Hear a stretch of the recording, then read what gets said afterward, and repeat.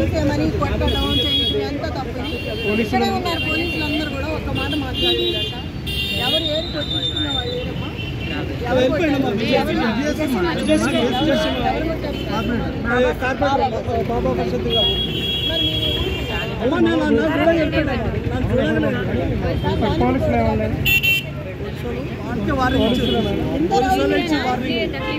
ఇట్లా రౌడీజం చేసి ప్రజలు భయభ్రాంతులు గురి చేస్తే ఎట్లా అయ్యా?